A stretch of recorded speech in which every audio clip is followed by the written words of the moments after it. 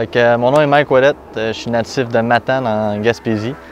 J'ai resté environ une vingtaine d'années à Fermont, j'ai resté ici à Bécomo, puis aujourd'hui on est ici pour faire un tournage, pour expliquer un peu qu'est-ce qui est l'envers du motocross dans nos régions, là où j'ai commencé.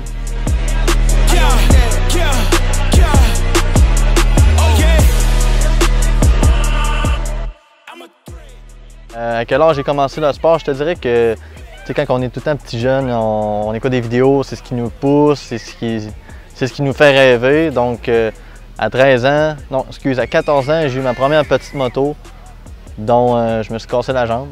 Ma mère ne voulait plus que j'en fasse. Mais j'ai acheté une grosse moto comme celle-là dans l'hiver. J'ai performé un petit peu, j'ai su que je voulais faire de ça plus tard. Donc en 2013, c'est là que ça a vraiment décollé ma carrière, si je veux dire. J'ai rencontré du monde à la TUC qui m'ont coaché.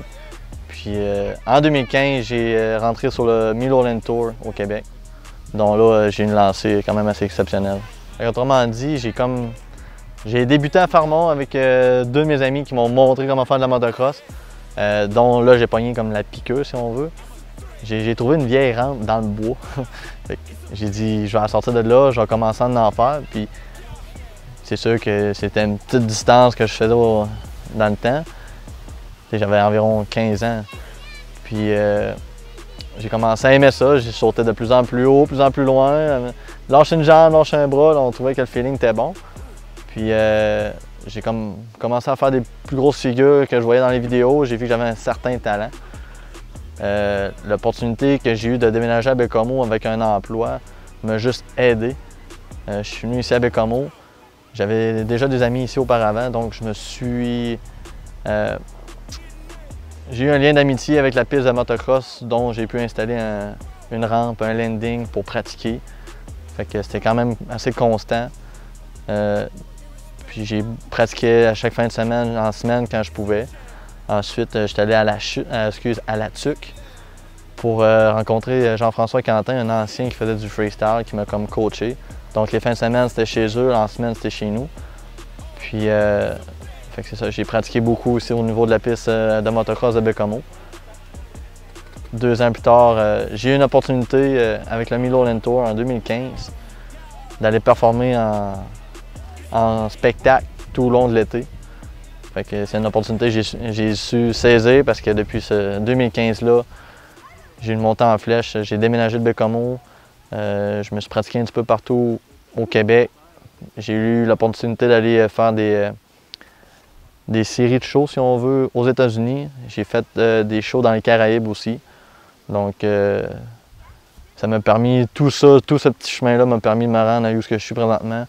Je suis rendu comme un peu international, si on veut. Je me fais appeler un peu partout aussi pour faire des spectacles aux États-Unis, Caraïbes encore, Mexique. Donc, je suis bien content de ce parcours-là.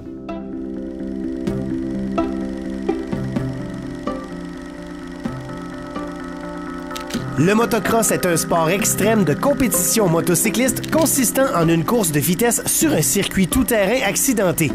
La première course de motocross s'est déroulée à Camberley, dans le Surrey, en Angleterre, en 1924. Le sport connut ensuite un essor important.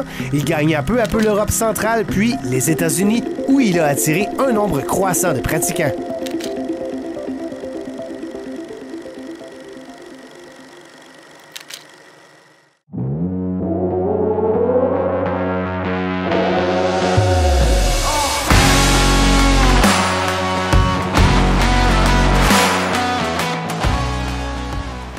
Le feeling que je ressens quand je fais de la motocross, écoute, je te dirais qu'il y en a plusieurs, tout dépendant de ce que je fais. Tu sais, ça peut être au niveau comme aller sur une track ou faire du freestyle. Je te dirais que le côté freestyle, pour moi, c'est un peu une invasion. Je m'évade, puis en arrière de tout ça, il y a un petit rush d'adrénaline que j'adore, c'est ce qui me fait accrocher là-dessus. C'est un peu les tops d'émotions que je peux ressentir au niveau de la motocross.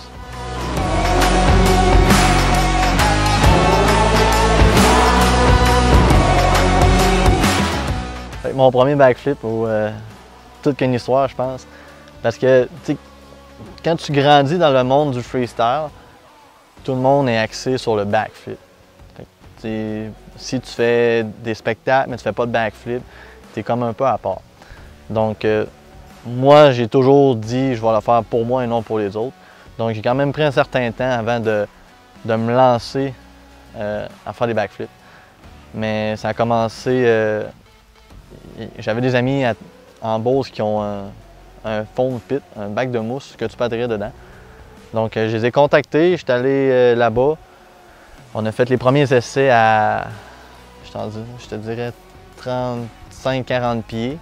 Rien que comme pour le feeling de voir qu'est-ce que ça faisait, d'avoir la tête à l'envers, de rien voir, autrement dit, parce que le gap est tellement court que tout se passe vite. Puis j'ai fait comme peut-être 3-4 sauts à cette petite distance-là.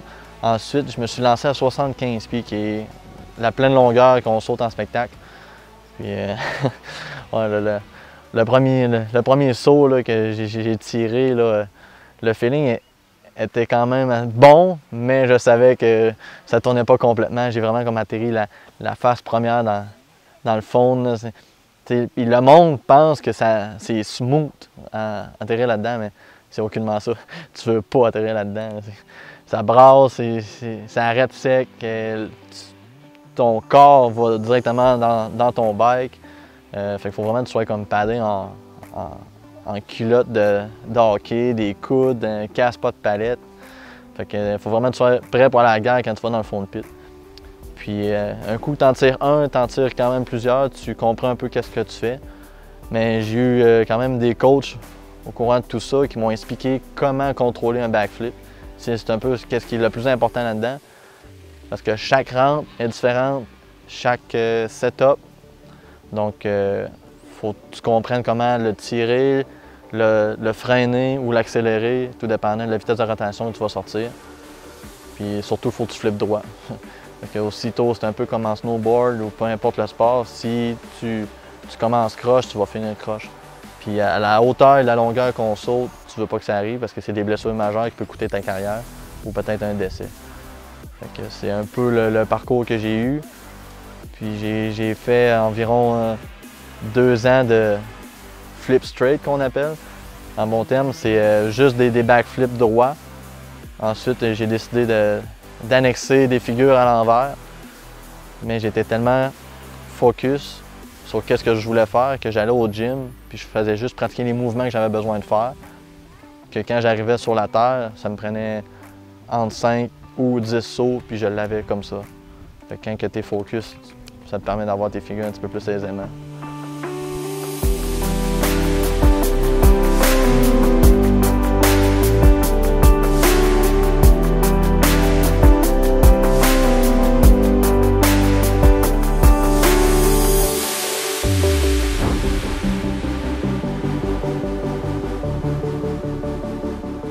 Qui peut pratiquer, mettons, le freestyle motocross?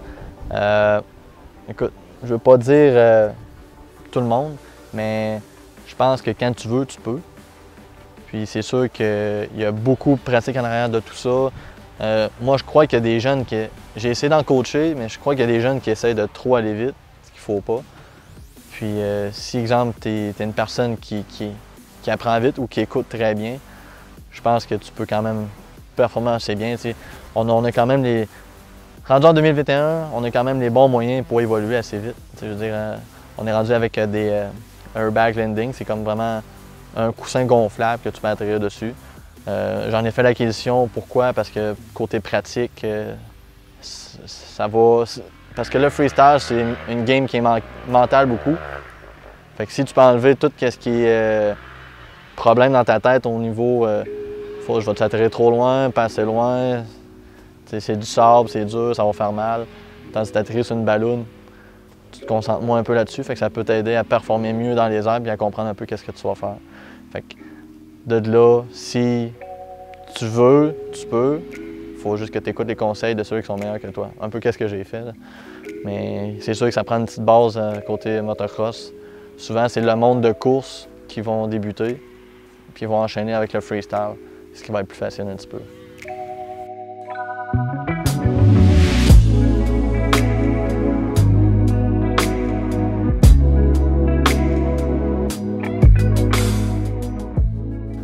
Le freestyle motocross, qu'est-ce qui est un peu plate, c'est qu'au Québec, oui, c'est comme saisonnier, parce que On s'attend à quoi, peut-être 4 mois de beau temps. Fait qu'on essayait de tout enchaîner dans ces 4 mois-là.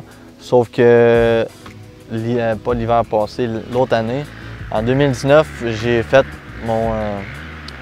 mon premier spectacle hivernal en freestyle motocross. J'étais avec un de mes amis de l'Ontario, Jarrett Pronk. Ça faisait, je te dirais, 4 ans que j'en parlais avec un ami qui était président du comité à Roberval.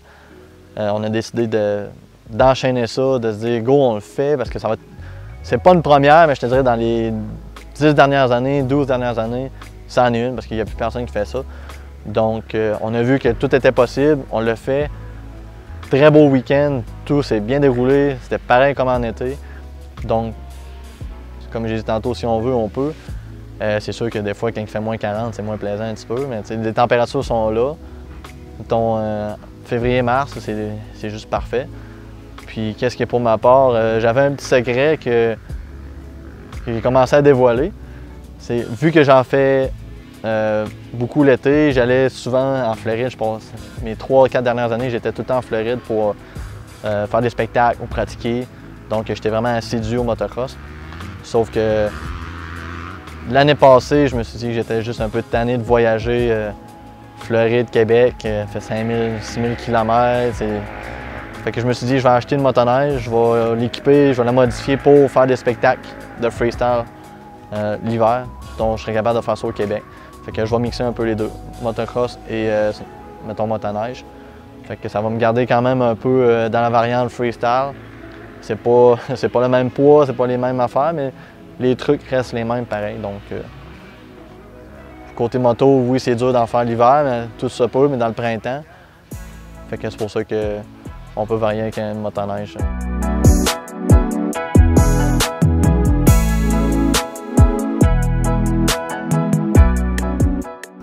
Pour moi, la motocross, comment c'est rendu aujourd'hui, je te dirais que ça a beaucoup changé. Ouais, parce que au début, tu es vraiment motivé, c'est ce que tu veux faire. Je le suis encore, mais qu'est-ce qui arrive, c'est que je veux en faire, je veux évoluer, mais sécuritairement. Donc, je suis comme plus... comment je vais dire? Je suis rendu plus sécuritaire. J'ai vieilli, ça paraît, parce qu'avant, j'étais pas comme ça. Là. Mais pour moi, le motocross, c'est vraiment plus qu'une passion. Ça l'a toujours été. Je vis que de ça, mes affaires, ma vie tourne autour du motocross. Donc tout ce qui est soit spectacle, juste pratique ou juste aller rouler avec les gars dans une track ou peu importe, c'est toujours un peu relié à ça. Fait que...